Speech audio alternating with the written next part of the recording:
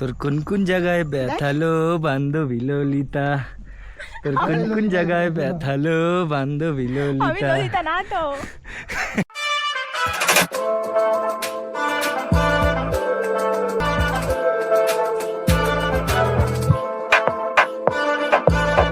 কেমন আছো?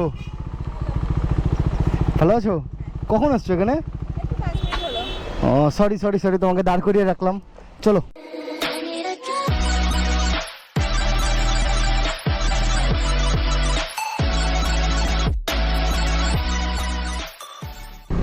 So hello guys, good morning, welcome back to another video. আগের ভিডিওতে তোমরা দেখেছিলে যে সঙ্গীতার সাথে, তোমার ওই যে আইফোন জানোই, সঙ্গীতার সাথে দেখা হয়েছিল।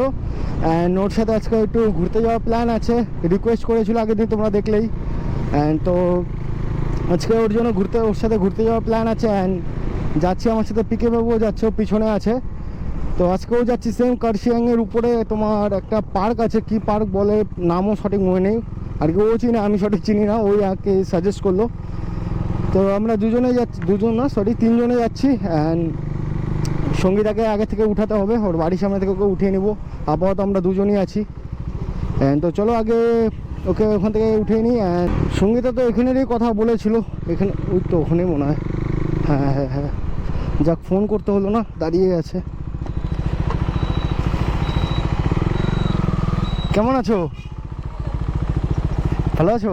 কখন আসছো এখানে? ও সরি সরি সরি, তোমাকে দাঁড় করিয়ে রাখলাম, চলো বসো। আস্তে আস্তে বসো, হেলমেটটা পরে নাও।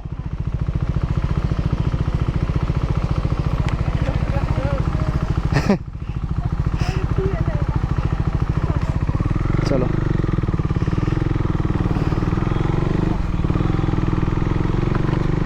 তো সঙ্গীতাকে উঠিয়ে নিলাম। অ্যান্ড এখন যাব, তেল তো সব ভরা হয়ে গেলো। অ্যান্ড পিকে বাবু হয়তো সামনে দাঁড়িয়ে আছে, ফোন করছে বারবারে আমাকে। অ্যান্ড লেট হয়ে গেল একটু, কারণ ওকেও ফোন করছিলাম যে কোথায় আছে না আছে। তার মধ্যে ওই জায়গাটার নামও যায় না, ও বাস খালি বলছিল ডন বস্কো স্কুলের পাশে। তো যাক, ভালো এলো, রাস্তায় দেখা হয়ে গেল, নতকে গলি টলিতে থাকলে খুঁজতে খুঁজতে অবস্থা টাইট হয়ে যেত, তখন এত জাম। তো এই হলো আমাদের শিলিগুড়ির গেট। এটা কি এরকমই থাকবে না আরও কিছু বানাবে তাও জানি না। বাকি পিকে বাবুকে এতক্ষণ পরে পেলাম, এত জামের মধ্যে ও হারিয়ে গেছিলো, আমিও হারিয়ে গেছিলাম, দুজনেই হারিয়ে গেছিলাম।